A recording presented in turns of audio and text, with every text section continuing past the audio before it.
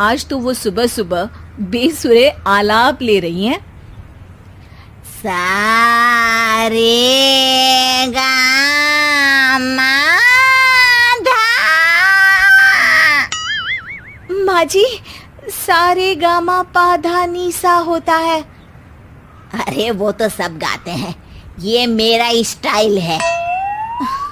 आवाज तो कम कर लीजिए माँ जी, पर्दे फट जाएंगे कान के। ये कहो कि पर्दों में आग लग जाएगी। देखना, मेरी आवाज सुन के जज आग लगा देगी, आग लगा देगी, तू तो आग लगा देगी, ऐसा बोलेंगे। सरिता वहां से परेशान होकर चली जाती है और सास रियाज जारी रखती है। सा रे गा ओ, सा रे नाचो।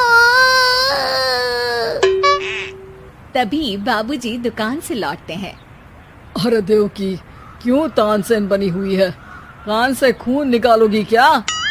अरे क्या हुआ, रियाज तो करने दो मुझे। इसको रियाज बोलते हैं? ऐसा लग रहा है जैसे घोड़े हिना रहा है। घोड़े पे बैठ के ही बम्बई जाऊंगी मैं तो, जब जज साहब कहेंगे कि देवकी तुम मुंबई आ रही हो। जज साहब, वो अदालत वाले? अरे नहीं नहीं, बड़े लोग हैं, आप नहीं जानते हैं। ओ मैं तो छोड़ चली अपना ये देश, बम्बई मुझे प्यारा लगे।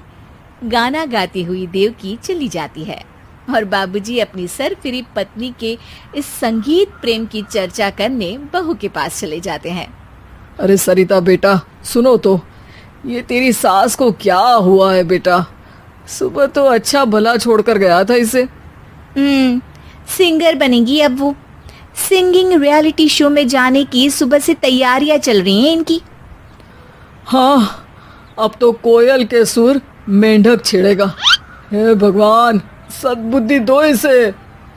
इधर बाबूजी भगवान को कहते हैं और उधर राधा रानी प्रकट हो जाती है, देवकी की मोहल्ले की सबसे पक्की दोस्त। क्यों री देवकी, काहे इतना गला फाड़ रही है? कोई चीखने चिल्लाने का कंपटीशन है क्या? अरे ये देख, नया सिंगिंग शो, मैं भी गाऊंगी, हिंदुस्तान के दिलों की धड़कन बनूंगी। अरे इतना बेसुरा गा के दिलों की धड़कन नहीं, दिलों का अटैक बन जाएगी। इससे तो अच्छा है कि नाच ही ले। वैसे भी दिन भर मोहल्ले में नाचती तो रहती है तू, कभी इसके घर कभी उसके घर। देवकी को समझ में आ जाता है कि उसका गाना किसी को पसंद नहीं आ रहा। अगले दिन सरिता देखती है कि सास पैरों में घुंघरू बांध के नाच रही है। अरे माँ जी, क्या मंजुलिका बनी हुई है आज आप? अरे नाचने दे बहू, जब तक है जान जाने जहां मैं नाचूंगी। अरे माँ जी, अभी जान निकल जाएगी इतनी जोर से नाचेंगी तो। अरे अरे क्या कर रही हो? अरे दिख नहीं रहा, डांस कर रही हूँ। अरे जैसी तुम्हारी हरकत है, तुमको तो नागिन डांस करना चाहिए। वो भी करूंगी, भांगड़ा भी करूंगी, देखना जज मुझे देख के स्टैंडिंग ओवेशन देंगे।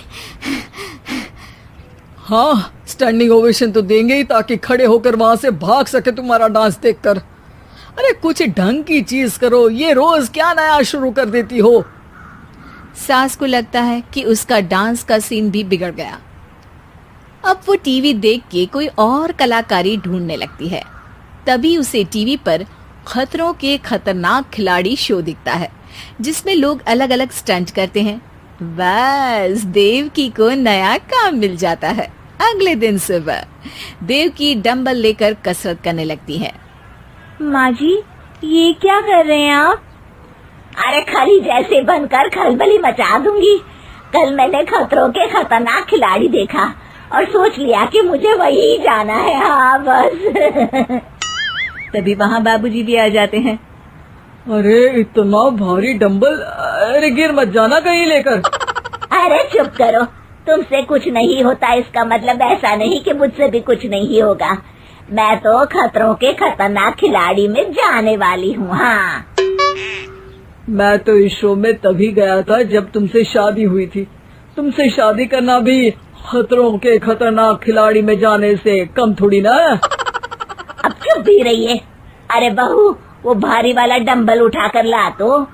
अरे ना माँ जी, आप संभाल नहीं पाओगी।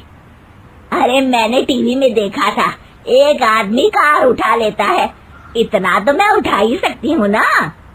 बहू घबराते हुए भारी वाले डंबल माँ के हाथ में दे देती है। जैसे ही माँ दोनों हाथ ऊपर करती है, पूरे शरीर का बैलेंस बिगड़ जाता है और वो पीछे की तरफ गिर जाती है। डंबल जाकर टीवी में लगता है और टीवी फूट जाती है। माँ जी, उठिए माँ जी। बाबूजी बहुत तेज हंसने लगते हैं। बाबा बाबा, टीवी और बीवी दो टेंशन थे मेरे, आज एक कम हो ही गया। बहू भी सास को उठाते उठाते इस बात पर ताली बजाकर हंसने लगती है और देवकी फिर से गिर जाती है। और इस बार देवकी भी अपनी बेवकूफी पे हंसी रोक नहीं पाती।